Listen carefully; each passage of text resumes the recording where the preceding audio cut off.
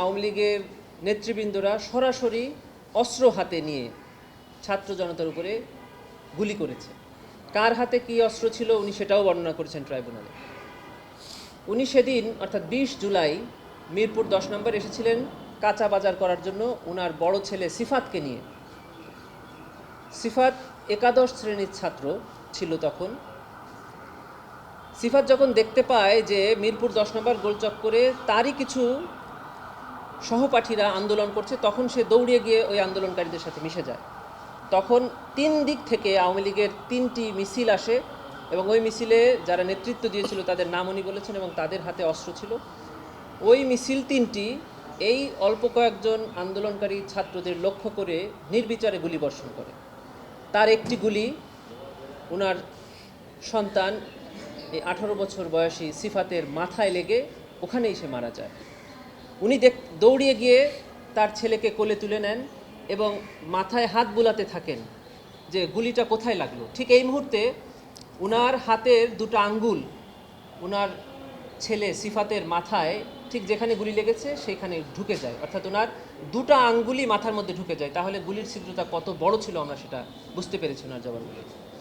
উনি আরও দেখতে পান যে ওনার ছেলের পাশেই আর একটা ছেলে গুলিবিদ্ধ হয়ে ছটফট করছে। উনি তাকিয়ে দেখেন যে সেই ছেলেটির চোখে গুলি লেগে চোখটা বের হয়ে গেছে। উনি আদালতে বলেছেন যে মুরগিকে জবাই করলে যেমন ছটফট করে, আমি দেখতে পেয়েছি যে চোখে গুলি লেগে ওই ছেলেটি সেভাবে ছটফট করছে। উনি অনেক অনুনয় বিনয় করেছিলেন একটা রিক্সা পাওয়ার জন্য, কিন্তু স্থানীয় কয়েকজন আওয়ামী লীগ নেতা ওনার ছেলেকে ওনার কাছ থেকে কেড়ে নিয়ে যায়। কেড়ে নিয়ে স্থানীয় একটি বাড়িতে নিয়ে রাখে। পরে উনি কিছু লোকজনকে অনুরোধ করে ছেলেটিকে আবার ফেরত পায়। উনার ছেলে সিফাতকে এবং ওই চোখে গুলি লাগা ছেলেটিকে একটি রিকশায় করে উনি স্থানীয় আল হেলাল হাসপাতালে নিয়ে যান।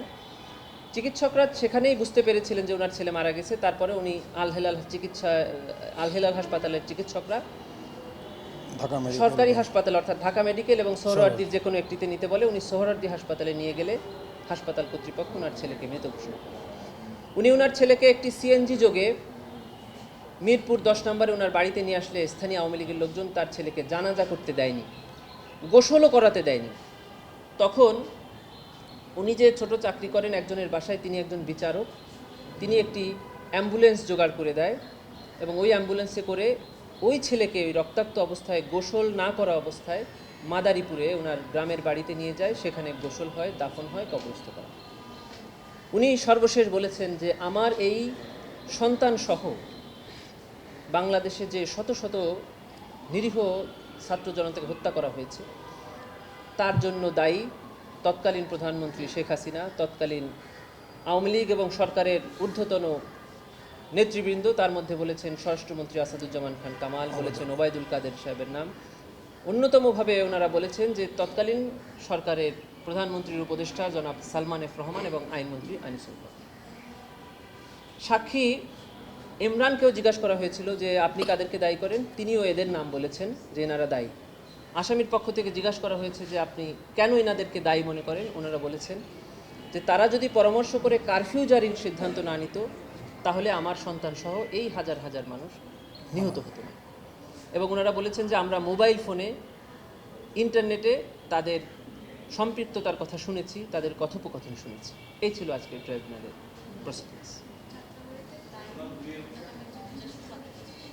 জি জি প্রিয় সাংবাদিক বন্ধুরা, আপনারা জানেন যে আন্তর্জাতিক অপরাধ ট্রাইব্যুনাল 2-এ আজকে জুলাই গণঅভ্যুত্থান চলাকালে যাত্রাবাড়িতে ইমাম হোসেন তাইম নামে এক কিশোরকে পুলিশ কর্তৃক গুলি করার মামলার দিন ধার্য ছিল। আপনারা জানেন যে ইমাম হোসেন তাইম একজন পুলিশ কর্মকর্তার ছেলে এবং তাকে সরাসরি আরেকজন পুলিশ কর্মকর্তার গুলি করার ভিডিও আমরা সোশ্যাল মিডিয়াতে দেখতে পাই। আমরা দেখতে পেয়েছি যে ইমাম হোসেন তাইমকে তার বন্ধু পেছন থেকে জাপটে ধরে সরিয়ে নিয়ে যাওয়ার চেষ্টা করছে এবং একজন পুলিশ কর্মকর্তা তাইমের খুব কাছে এসে বন্দুক টার্গেট করে তাকে বারবার গুলি করছে। সেই মামলার আজকে অভিযোগ গঠনের দিন ধার্য ছিল। মাননীয় ট্রাইব্যুনাল 11 জন আসামির বিরুদ্ধে অভিযোগ গঠন করেছেন এবং পরবর্তী তারিখ দিয়েছেন সাক্ষ্য নির্ধারণের জন্য। এই মামলায় 2 জন আসামি গ্রেফতার হয়ে আদালতে আছেন। 2 জন আসামি আদালতে তাদের নির্দোষ দাবি করেছেন। অতএব এই মামলায় পরবর্তীতে সাক্ষ্য গ্রহণ হবে।